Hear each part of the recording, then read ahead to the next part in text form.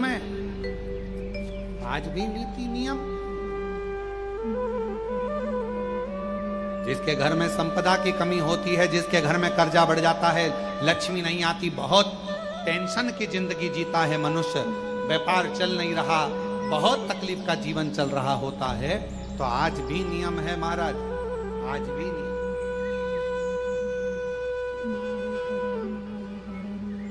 इस सोमवार, शुक्रवार, ये 2 बार ऐसे हैं, इन 2 बार को यदि कटोरी में थोड़ा सा शहद रखकर, मधु रखकर यदि लक्ष्मी जी का स्मरण किया जाए और माता लक्ष्मी जी का स्मरण कर कर एक लाल पुष्प उस कटोरी के सम्मुख में माता लक्ष्मी का नाम लेकर रखा जाए और बाद में वही शहद, वही मधु और वही पुष्प सोमवार का दिन और शुक्रवार के दिन लक्ष्मी का पूजन कर कर, स्मरण कर कर, दूसरे दिन शुक्रवार के दिन पूजन करें, शनिवार के दिन उस मधु का, उस पुष्प का विसर्जन करें, सोमवार के दिन पूजन करें लक्ष्मी जी का स्मरण कर कर, और मंगलवार के दिन अगर विसर्जन करें, 5 या 7 सोमवार या शुक्रवार को यदि आप मधु का भोग लक्ष्मी जी को लगाना प्रारंभ कर दें, शिव का नाम स्मरण कर कर, तो उसके घर में कभी संपदा की कमी नहीं होती, लक्ष्मी उस संपदा को बढ़ाती। और हम तो यहां तक कहेंगे, प्रयास करो, अगर आपके घर में छोटा सा शिवलिंग विराजमान है, आपके घर में अगर छोटा सा शंकर जी का शिवलिंग है, छोटा सा शंकर भगवान का शिवलिंग है, या आपके घर में कुबेरेश्वर धाम का कंकर है, और आपके घर में यदि शंकर भगवान का शिवलिंग है, या सीहोर का रुद्राक्ष हो, या शंकर भगवान का शिवलिंग हो, या कंकर शंकर हो, तो निवेदन है जहां पर भी शिवलिंग आपके घर में विराजमान है, अगर छोटी सी कटोरी में एक बेलपत्र को आप नीचे रखिए, छोटी सी कटोरी उस बेलपत्र के ऊपर रखकर उसमें थोड़ा सा मधु, शहद, शंकर भगवान की साक्षी में शिव जी के सामने अगर शुक्रवार की शुक्रवार रखना प्रारंभ कर दो, धीरे धीरे संपदा की वृद्धि अपने आप होना प्रारंभ होगा। शुक्रवार के दिन बेलपत्री के वृक्ष के नीचे बैठकर घृत का दिया लगाकर शरीर में जो रोग है उसका स्मरण कर कर, शंकर जी से विनय कर कर, हे भोलेनाथ, आपने शुक्र देवता को संजीवनी मंत्र दिया है, तो क्या आप मेरे को वो मंत्र प्रदान नहीं करोगे? मेरे रोग, मेरी बीमारी, मेरे दुख को आप नहीं हरोगे? शिव से कहो, ये शरीर आपने दिया है और भजन करने के लिए दिया है, स्मरण करने के लिए दिया है, कीर्तन करने के लिए। यह स्कंद पुराण कहती है महाराज कि भगवान नारायण स्वयं इस जड़ के नीचे अपना विश्राम करते हैं। इस जड़ के नीचे प्रयास करा करो, एक चुटकी हल्दी, कितनी? मात्र एक चुटकी हल्दी, आंवले के वृक्ष के नीचे भगवान हरि हर महादेव के नाम से रखकर उस पर पूर्व मुख कर कर, पूर्व की ओर मुख कर कर जल समर्पित करना प्रारंभ कर दीजिए। आप अगर प्रयास करेंगे, शुक्रवार की शुक्रवार करें, या नवमी की नवमी करें, अष्टमी की अष्टमी करें, प्रदोष की प्रदोष कर लें, मन जब दो होने लगे तब एक श्वेत पुष्प लेकर उस सफेद पुष्प में थोड़ा सा हल्दी और कुंकू का लेपन कर कर किसी भी शंकर के मंदिर में, शंकर के शिवलिंग पर यदि ब्रह्मेश्वर महादेव का नाम लेकर उस फूल को, पुष्प को समर्पित किया जाता है, फूल को चढ़ाते समय, फूल जब समर्पित किया जाता है तो फूल का जो मुख है, जैसे ये डंडी है फूल की, और फूल का जो मुख है, जहां आप बैठे, इधर बैठे हैं तो इधर, उधर बैठे हैं तो उधर, उधर बैठे हैं तो इधर, फूल का मुख अपनी ओर होना चाहिए। उस भगवान शंकर के शिवलिंग पर ब्रह्मेश्वर महादेव का नाम लेकर यदि वो श्वेत पुष्प हल्दी और कुंकू लगाकर समर्पित करा जाता है तो व्यक्ति का मन बार बार डामाडोल नहीं होता और वो एकाग्र चित्त होकर अपनी मंजिल तक पहुंच जाता है। वो ब्रह्मेश्वर एक पात्र में जल और दूध ले लीजिए, शुक्रवार का दिन। तो कहोगे गुरुजी ये कथा कहां से निकाल के लाए हो? तो विष्णु पुराण में से आप उसको स्मरण कर सकते। काय में से? विष्णु पुराण में से। एक पात्र में देसी गाय का दूध, जल उसमें रखकर, और आपके यहाँ अगर लड्डू गोपाल हो, यदि आपके घर में ठाकुर जी हो, लड्डू गोपाल हो, विष्णु जी का कोई स्वरूप हो, श्री हरि का कोई स्वरूप हो, तो उस पर शुक्रवार के दिन आप संध्या के समय पर दुर्वा डालकर उस दुर्वा से अगर लक्ष्मी जी के नामों का 108 बार उच्चारण कर कर, घी का दिया लगाकर, कैसर के चावल साथ में रखकर केवल उस जल का और दूध का मात्र छींटा देते हो तो उसके घर में कभी लक्ष्मी की कमी नहीं आ सकती, संपदा बढ़ती चली जाती है। 108 बार लक्ष्मी के नाम का मात्र उच्चारण कर लेने पर, भगवान विष्णु के चरणारविंद पर, भगवान विष्णु के चरणों पर केवल उस दुर्वा का, जल का, दूध का सिंचन कर देने से भी लक्ष्मी की वृद्धि होती है। लक्ष्मी देती दुर्वा बढ़ती है। और दुर्वा का एक बहुत सुंदर गुण है महाराज, बहुत सुंदर गुण है दुर्वा का। जहां पर उसके भीतर गांठ आती है ना, वहां से 2 रास्ते बना देती है। बोलो बनाती कि नहीं बनाती? कभी दुर्वा देखी होगी आपने। जहां गांठ आई वहां 2 रास्ते बनाएगी, फिर गांठ आई फिर 2 रास्ते बनाएगी, फिर गांठ आई फिर 2 रास्ते बनाएगी।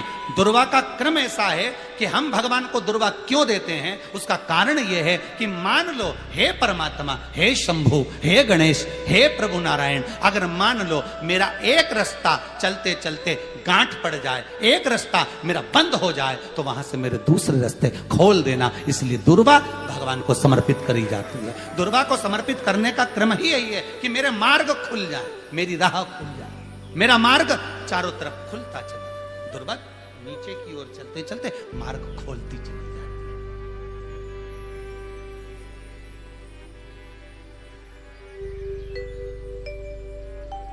अमृत है ये, इसलिए नष्ट नहीं होती। तोड़ के रख लेना, प्रैक्टिकल करके जरूर देखना, सियोर वाला महाराज कहीं झूठ तो नहीं बोल रही है। तोड़ कर रखो दुर्वा को, बोरी में भर कर रखो। 4 साल 6 महीने 8 महीने बाद सूख जाए, बेकार हो जाए, उसके बाद भी उसको खेत में, बगीचे में कहीं ले जाकर पटक देना। 8-15 दिन पानी देना, देखो फिर वापस वही हरि की हरि होना, वही कहीं ना कहीं से स्फुटित होते फिर आगे बढ़ना चालू कर देगी। उसका तत्व है अमृत, वो अमर है, मरती नहीं, फिर चालू। शिव कहते हैं यही अमरता है, यही अमरता है कि दुख आया तो मरने की नहीं सोचना है। तकलीफ आई, कष्ट आया, रोग आया, बीमारी आई, थोड़ा सा तकलीफ आ गई, थोड़ी बीमारी आ गई, थोड़ा दुख आ गया, तो ये मत सोचना मैं मरना है। नहीं नहीं नहीं, अभी तो और जीना है। तो किस लिए जीना है? कोई कहेगा इसको कहीं आसक्तियां होंगी, घर की, परिवार की, कुटुंब की, कबीले की, इसलिए जीना चाहती है, इसलिए जीना चाहता। नहीं, आसक्ति एक रखना कि मैं जीना इसलिए चाहता हूं, मैं और जीना चाहती हूं, इसलिए चाहती हूं कि अब मैं भगवान का भजन करना चाहती हूं। अभी तक मैंने परिवार, कुटुंब, कबीले, संसार के लिए करा, अब जितनी जिंदगी दी उस मालिक ने, अब मैं उसका भजन करूं। दुर्वा भगवान विष्णु को चढ़े, दुर्वा गणेश जी को चढ़े, दुर्वा शिव जी को चढ़े, दुर्वा ब्रह्मा को चढ़े, दुर्वा इंद्र को चढ़े, दुर्वा पितरों को चढ़े। कितना सुंदर कहा है। जिसके घर में पितृदोष प्रबल होता है, बहुत प्रबल पितृदोष है, तो उसके घर के जहां पानी का मटका रखा था, पितृदोष मालूम है ना? पितृदोष का लक्षण क्या होता है? 1 रुपए कमाओ, 1.25 रुपए खर्च हो, समझ लेना पितृदोष। रात्रि को सो गए तुम, बड़े चक नींद आ गई तुमको, बहुत प्रेम से सो गए, सोने के 1.5 घंटे या 2 घंटे बाद तुम्हारी नींद खुल जाए और कम से कम आधे घंटे तक तुमको भूख लग रही है, समझ लेना पितृदोष। सोकर उठने के बाद में जैसे ही 1-2 घंटे की नींद हो गई और अचानक नींद खुल गई और तुम्हें भूख लग रही है, भूख लग रही है, प्यास लग रही है बहुत तेज, अभी सोए हो 1.5 घंटा ही हुआ, 2 घंटा ही, भूख लगने लगी, बहुत तेज भूख लग रही है, समझ लेना पितृदोष, पितृ भूखे भोजन की याचना कर रहे हैं, भोजन की। सोने के बाद तत्काल नींद खुले 2 घंटे के बाद, भूख लगे, उसका भी एक समय बताया है महाराज ब्रह्मवर्ता पुराण के अंतर्गत कि रात्रि को सोने के बाद में 1 घंटे की नींद हो जाए और उसके बाद में 2 घंटे के अंदर वापिस नींद खुल जाए और भूख लगने लगे तो समझ लो पितृ भूखे हैं, भोजन मांग रहे, अन्न मांग रहे, पितृ दोष है।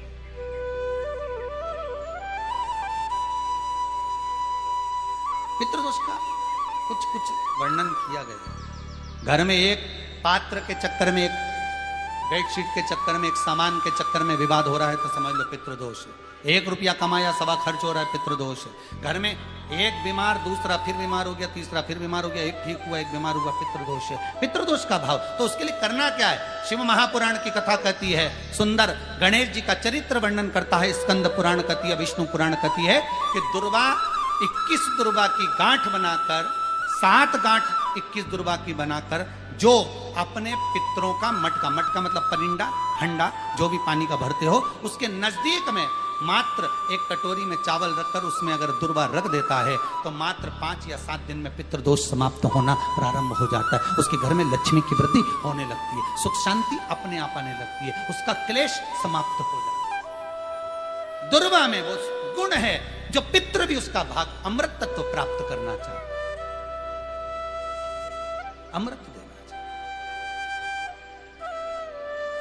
और सरल भाषा में समझिए, जिसकी फैक्ट्री नहीं चल रही हो,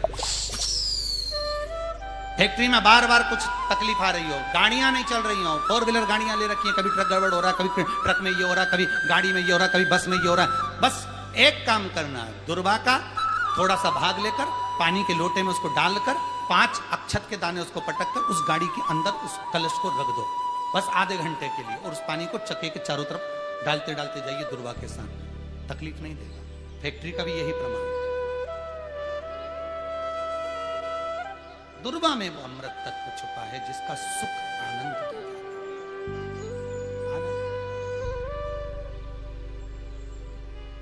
शिव पुराण कर रहे हैं महाराज, दुर्वा का एक नाम और है, उसका नाम है अमृत जन्मा। क्या नाम है? अमृत जन्मा, दुर्वा का एक नाम और है। मारवाड़ी लोग इसको ध्रुवी बोलते हैं, ध्रुव बोलते हैं। दुर्वा का वो सुख, शंकर भगवान गौ माता दूध की धार लगाती है, इसलिए दुर्वा का दूध से बड़ा मिलन है, बड़ा आनंद, बड़ा सुख है।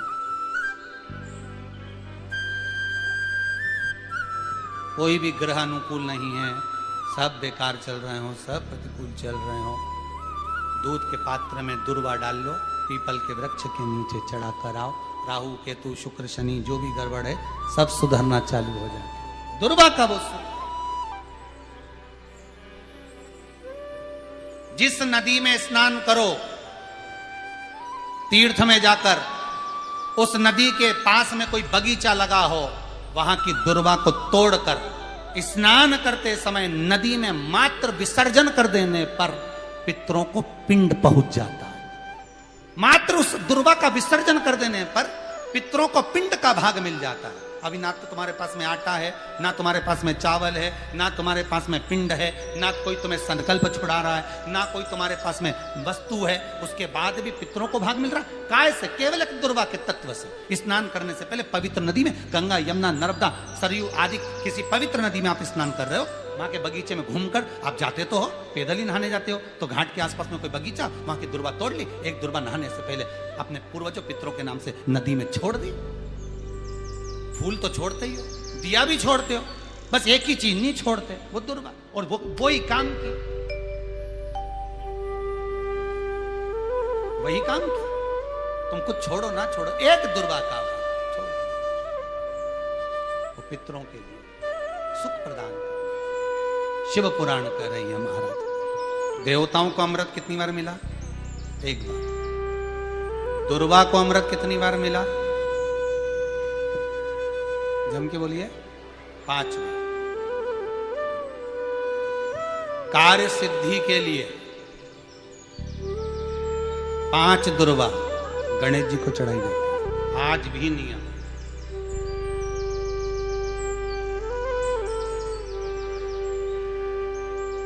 कभी आपको मौका मिला हो और आपने रावण संहिता पढ़ी हो। कौन सी संहिता? रावण संहिता। क्योंकि रावण शिव का उपासक था, भजन करने वाला था। शिव तांडव स्तोत्र आज भी लोग रावण का एक आनंद में पढ़ते। तो शिव का उपासक है रावण, शंकर का उपासक। विद्वान भी था, ज्ञानवान भी था। वो तो देवता के हाथ से मरना था उसको, इसलिए उसने मांगा ही यही था। जो मांगा वो मिला। तो रावण संहिता अगर किसी ने पढ़ी हो तो उसको मालूम होगा, रावण संहिता में 4 तरह के तिलक का महत्व बताया। कितने तिलक? 4।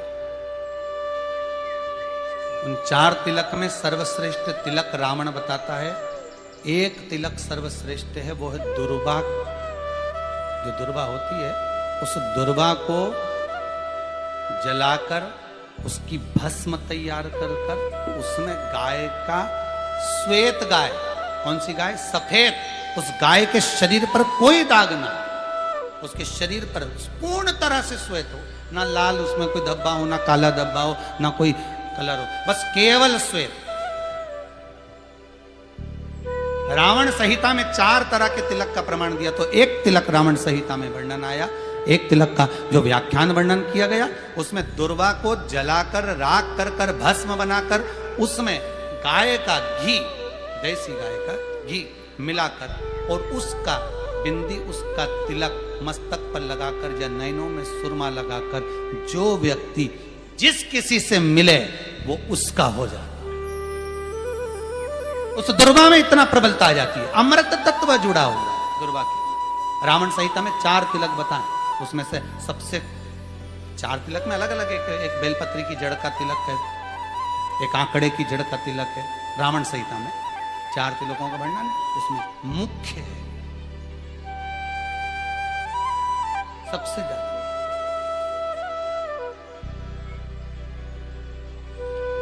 हम तो कहेंगे, अगर मान लो